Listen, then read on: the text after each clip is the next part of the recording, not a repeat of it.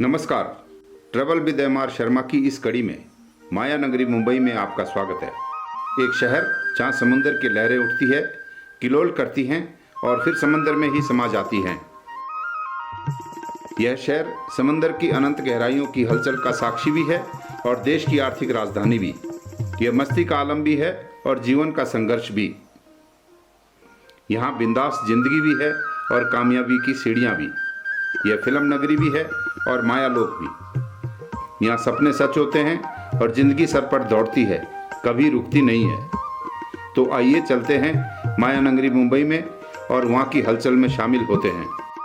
महान योद्धा व भारत माँ के सच्चे सपूत छत्रपति शिवाजी महाराज की धरती महाराष्ट्र की राजधानी मुंबई में ये है गेटवे ऑफ इंडिया। वर्ष 1911 में ब्रिटिश हुकूमत के सम्राट किंग एम्परर जॉर्ज वी और क्वीन एम्प्रेस मैरी के भारत आगमन की याद में निर्मित इस स्मारक की आधारशिला 31 मार्च 1911 को मुंबई के तत्कालीन गवर्नर सर जॉर्ज सिंडेनहम क्लर्क द्वारा रखी गई और इसका निर्माण कार्य 4 दिसंबर 1924 को मुकम्मल हुआ।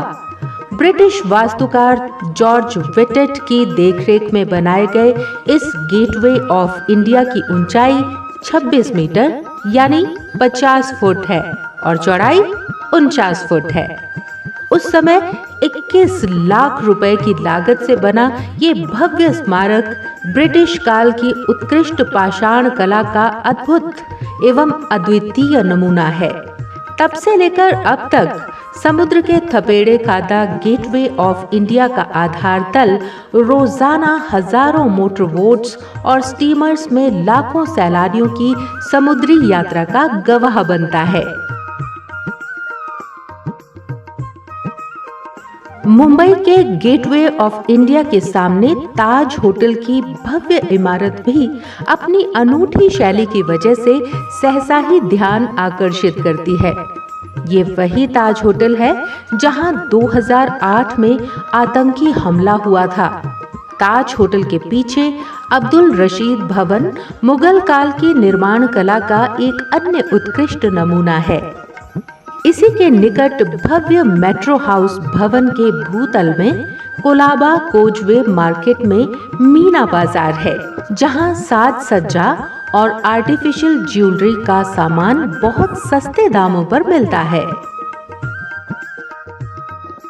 और तो और कोलाबा के इस कोजवे मार्केट में भगवान भी बहुत सस्ते दामों में बेचे जाते हैं, यानी विभिन्न देवी देवताओं की प्रतिमाएं आप यहाँ से खरीद सकते हैं।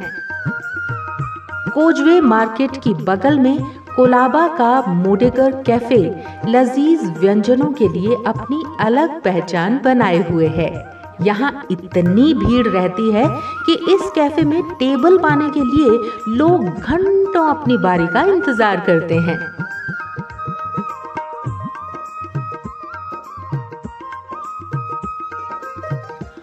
मुंबई के कोलाबा में अनेक मुगल कालीन इमारतें उस काल की भव्य निर्माण कला का परिचय कराती हैं। मुंबई की सड़कें दिन रात तेज रफ्तार गाड़ियों की आवाजाही में व्यस्त रहती हैं।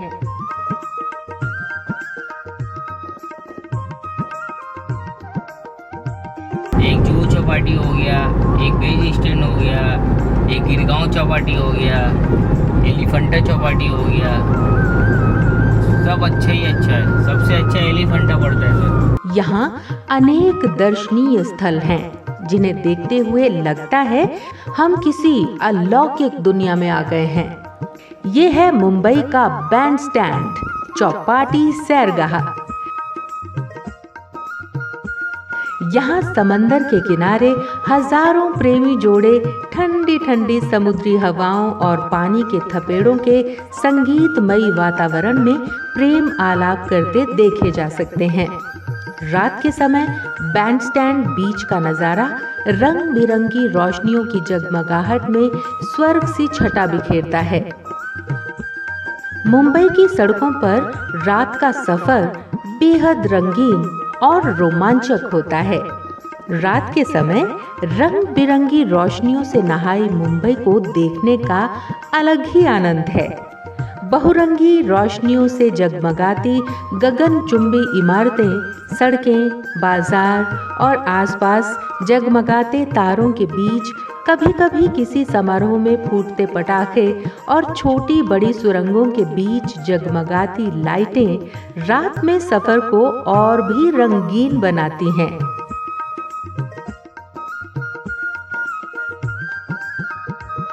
मुंबई शहर में जगह जगह छत्रपति शिवाजी स्मारकों, बाजारों और सड़कों को जगमगाहट से नहलाती रोशनियों के कारण मुंबई की धरती ही नहीं, अपितु मुंबई का आसमान भी पूरी रात जागता रहता है, क्योंकि मुंबई एयरपोर्ट विश्व का व्यस्ततम एयरपोर्ट है, जहां प्रत्येक 2.5 मिनट में एरोप्लेन की लैंडिंग और टेक ऑफ होता रहता है।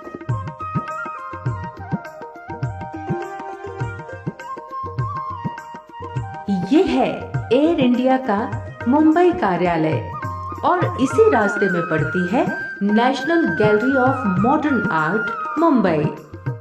Hi, I'm Afasia.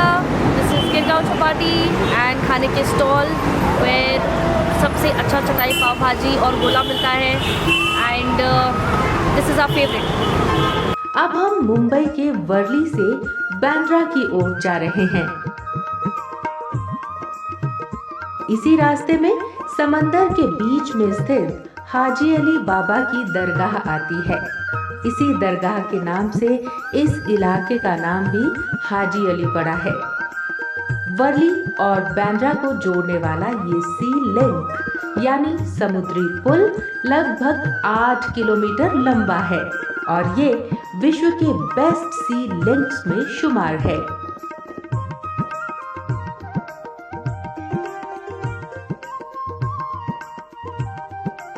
C link पार करने के बाद हम पहुंचते हैं मुंबई के बांद्रा में। बांद्रा का बैंड स्टैंड बीच भी मुंबई के बेस्ट बीचेस में से एक है।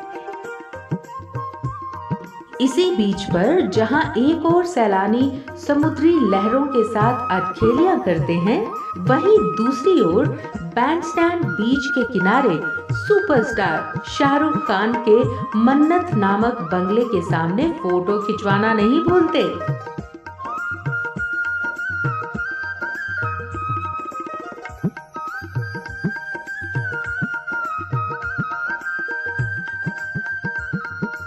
बैंड स्टैंड बीच बांद्रा में समुद्र के किनारे समुद्री लहरों से उठी ठंडी ठंडी हवाओं के झोंके सैलानियों को भीतर तक आनंदित करते हैं। सैलानी तो सैलानी, यहाँ परिंदे भी आसमान में अटखेलियां करते भाव विभोर दृश्य प्रस्तुत करते हैं। यहाँ से थोड़ी दूरी पर मुंबई का एक अन्य प्रसिद्ध पर्यटन स्थल जुहू बीच भी बेहद खूबसूरत सैरगाह है। यहाँ सैलानी समुद्री लहरों के बीच जाकर जमकर अटखेलियां करते हैं और लहरों के आवागमन से पैरों के तले रेत के फिसलने का अद्भुत रोमांच अनुभव करते हैं।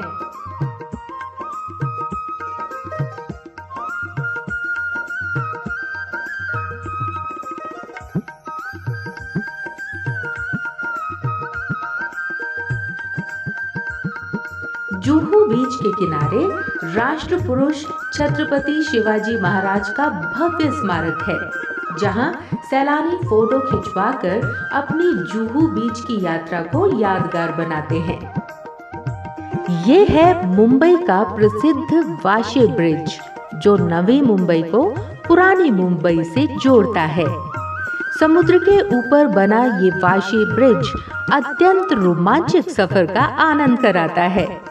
लगभग 2 किलोमीटर लंबे पुल को पार करते ही नवी मुंबई का वाशी इलाका पड़ता है।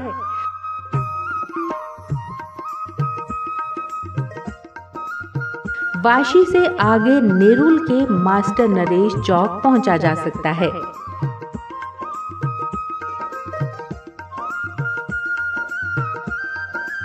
नेरुल में ही प्रसिद्ध कैप्टन उत्तम राम शनिवार पाटिल चौक है, जहां का एस्थेटिका डेंटिस्ट्री रीडिफाइंड डेंटल क्लिनिक बहुत मशहूर है।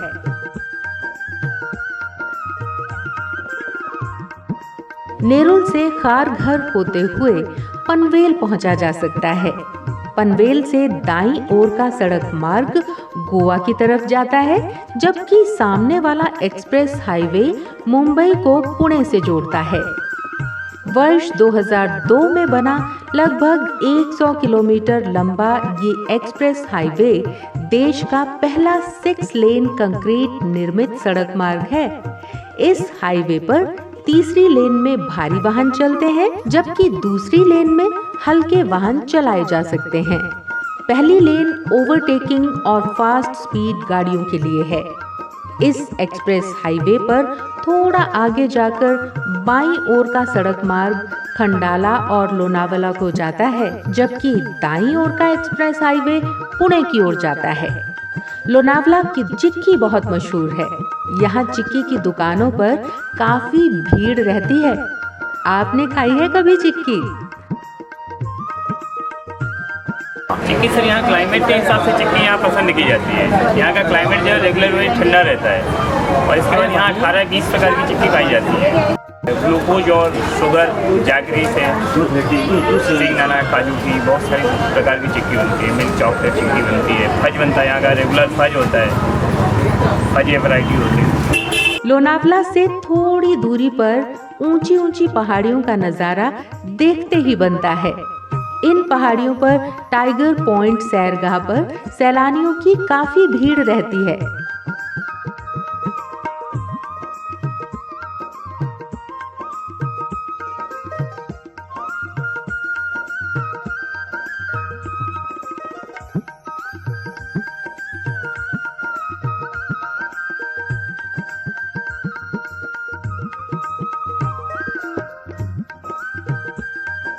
यहाँ सैलानी मोटर सवारी के साथ साथ ऊंट की सवारी और घुड़सवारी का लुत्फ उठाते देखे जा सकते हैं। लोनावला क्षेत्र का किनारा विलेज ढाबा अपने आप में एक संपूर्ण एवं मन भावन पर्यटन स्थल है।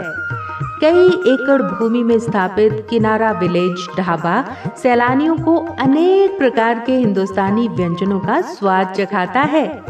यही कारण है कि यहाँ रोजाना हजारों सैलानी जश्न मनाने, पार्टी करने, विशेष अवसरों पर लंच डिनर करने और जन्मोत्सव आदि मनाने के लिए पहुँचते हैं। फोटो की